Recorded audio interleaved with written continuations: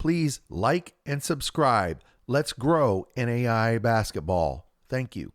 Cascade Hoops Talk, bringing the world NAIA basketball one podcast at a time.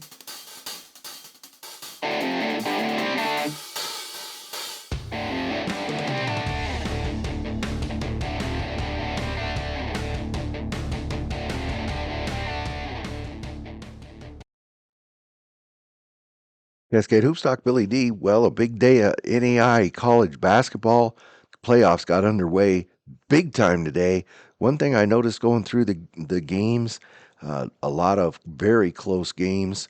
And just you know, it's this time of year. Every year is every game is a possession game. Every game is a war. But also very few upsets. The IU East game against Point Park was probably had the most potential of an upset. Point Park was able to hang on down the stretch. We'll talk about that. But for the most part, you'll see as we go through them, most of the tournaments up to this point are kind of according to Hoyle, if you will. So why don't we just get started taking a quick look at the Crossroads League, so I can get this in the right place. Marion defeated Bethel at Marion. Grace, of course, beat Taylor 75-58. Huntington, let's talk about that game. They beat Spring Arbor. That game tied right down the stretch, 68-68, just a few seconds to go. Landon Jordan got the steal. He got the ball to Zach Goodline. Well, you know what happened then. A long three, and Huntington wins again. Boy, that guy's just ice at the end of a game, isn't he? And Indiana Wesleyan defeated St. Francis. Taking a look at that bracket. So Grace, the number 1 seed, they'll be playing Marion. These games are on Saturday, March 2nd. Huntington, the number 3 seed, will take on Indiana Wesleyan. And remember, these are at the higher seed. So Marion has to go to Grace, and Huntington has to go over to Indiana Wesleyan. In the Cascade Conference tonight, College of Idaho, they took care of business against Northwest. Jake O'Neill, 16 points, 11 rebounds in that. LC State, they got a good test from Eastern Oregon, but they held on down the stretch as well. Alton Hamilton, 13 points, 9 rebounds, just missing the double-double. Oregon Tech, just a scoring marathon against Bushnell. Bushnell, one of the best offensive teams on the West Coast. They're really hard to stop. You just really have to outscore them. We were able to talk to Mitchell Fink after that game. We'll have that in a moment. Southern Oregon, they took care of business at home against Corbin. So in the Cascade Conference, let's take a look at the brackets. So College of Idaho beat Northwest. They're going to take on Southern Oregon, who is the 4 seed. Southern Oregon will, of course, have to go to Caldwell. These games will be on Saturday. Oregon Tech defeated Bushnell. LC State beat Eastern. So Oregon Tech will travel to Lewiston on Saturday and take on the Warriors of LC State. Right after the game, we were able to talk to Mitchell Fink, Hall of Fame point guard out of Oregon Tech, now an assistant coach. Let's take a listen. Billy D. Mitchell Fink here, Oregon Tech Hustlin Owls, assistant coach. Just won a quarterfinal game against Bushnell upstairs. That was wild. Yeah, it was a crazy game. I mean, they got some seniors, and those guys are really talented. Really good offensive team, and they fought until the very last second, and we knew that was going to happen, so our guys did a good job responding. You know, when you got them down by 10, I thought they were starting to lose their legs a little bit. There was that long lull over the shot clock. I think that kind of regathered their legs, and they came back with a vengeance that last 3 minutes, didn't they? Yeah, they did. I think they knew their back was against the wall, and they were going to give us their best shot that they possibly could. And we knew they wouldn't give up, so they did a great job fighting till the end, and they made it a really good game. Jameson Guerra standing right there. Talk about him that last 10 seconds. Pinball. He really looked like somebody else when he pinballed to the basket there and got that layup in the foul to put the game away. Yeah, I mean, James was a stud. We put the ball in his hands at the end of games. We know he'll make the right decision, and we put the ball in his hands with a pick and roll. He got downhill, and he's really good at creating contact and finishing through it. So he got there, did a really good job, and he made an unbelievable play. Talk about, Osborne had the big for a while. Garrett Osborne did a really good job on him. Jay had him a lot. Just talk about smaller guys taking their big guy. I mean, he's tough. Yeah, absolutely. Spencer's a really good basketball player. It's really hard to stop in the post, and we were switching a lot, so our guards ended up on him, and they did a really good job fronting him in the post and making every touch hard. So you guys going to be going over to LC State Saturday, a team that's giving you some trouble. What do you got to do to go over to Lewiston and have some success? Absolutely, yeah. They're a really good basketball team. They defend as well as anybody in the league, and they're really good offensively too. So it's a tough matchup, and we're ready for it. We're excited. We want to get another game against them. 0-2 on the season never feels good, so we're excited to get another chance and play a really good basketball team. Hopefully, it'll be a really good basketball game. Well, congratulations on this one. Survive and advance. That's what it's all about. Awesome. That's Mitchell Fink, Oregon Tech basketball. Thank you. Appreciate it. Hey, thanks a lot to Mitchell Fink giving me a couple of moments right after the game. As I said before, it's, here you just win a big game. You get some guy chasing you around with a microphone. So I really appreciate that. Over in the southern states, a couple of play-in games today where they're playing into that 8-team bracket. So Loyola took on Middle Georgia. Loyola won that game 65-58. They'll take on Stillman in the second round. And then Thomas defeated Faulkner. They beat them 74-58. And they will take on UT Southern today. Actually, this was. Let's see, how am I doing? How are we doing this? This was Wednesday. This is Thursday night. So Life's going to take on Dalton State. Loyola is going to face Stillman, number 2 seed, and the number 1 seed will play Thomas in the Southern States, and that quarterfinal round will be today. Over in the Chicagoland, a lot of games. Again, the 1, 2, 3, and 4 won.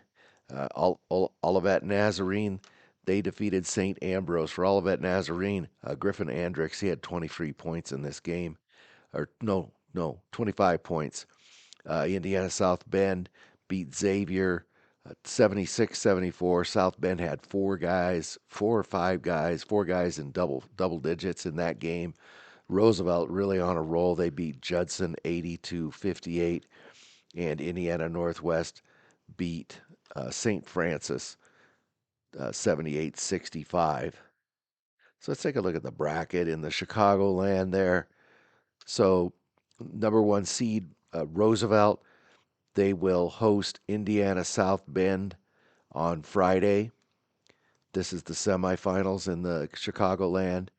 And then the number 3 seed, Olivet Nazarene, will have to travel to the 2 seed, Indiana Northwest. Both those games on Friday as the Cascade or the Chicagoland Conference Tournament marches forward. Over in the Great Plains Conference, it was a fantastic finish. Here's how the seedings ended up after they did all their tiebreakers and everything. Northwestern was 1, Hastings 2, Concordia 3, Morningside's 4. These are all the home teams in the first round.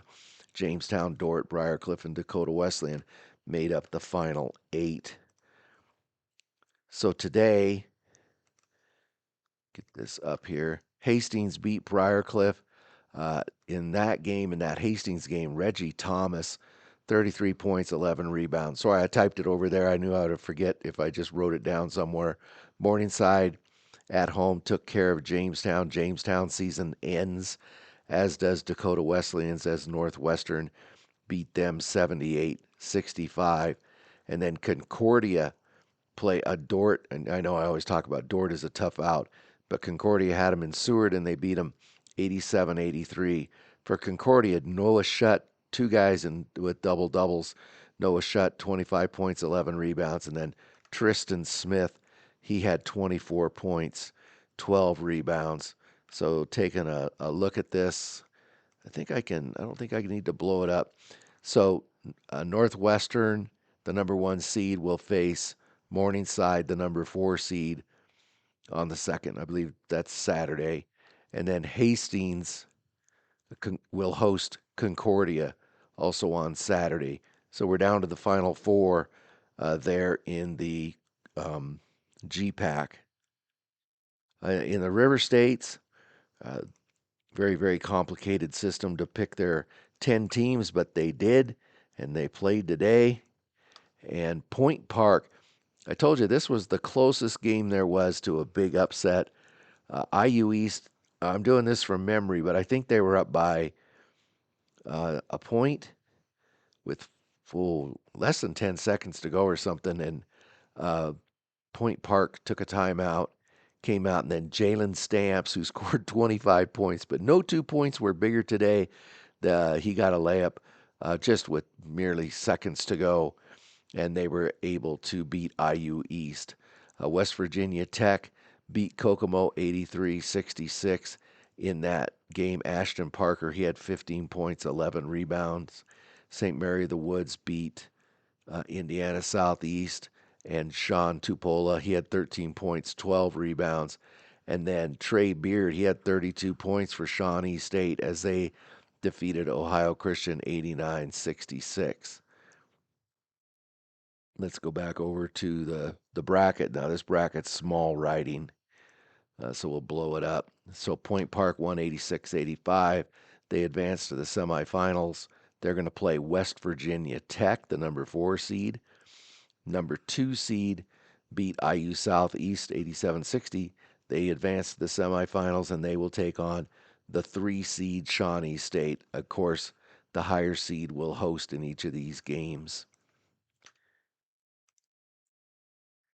Going over to the AAC, Appalachian Conference, they had a couple of play-in games. Let's take a look at that. They what they do is I've said it several times, but the AAC takes 10 teams. I think it's 10. I'm going to mess this up. I think there's 10 teams, and then 4 of the teams do a play-in to take 2 of the spots on the bracket of 8. Okay, I've thoroughly confused you. At any rate, Texas Wesleyan defeated Montreat. So Texas Wesleyan is going to take on Union today. Union is the number 1 seed, so Texas Wesleyan has to play them.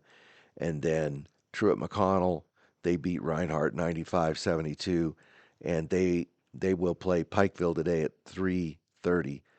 So those teams that play the play-in, that play the number 1 and number 2 seeds. So there's 4 games total today, and they start at 8:30 in the morning. So what you can do is put your headphones in and listen to Billy D while you're watching those games. Over in the Gulf Coast, the GCAC, this writing is a little bit small.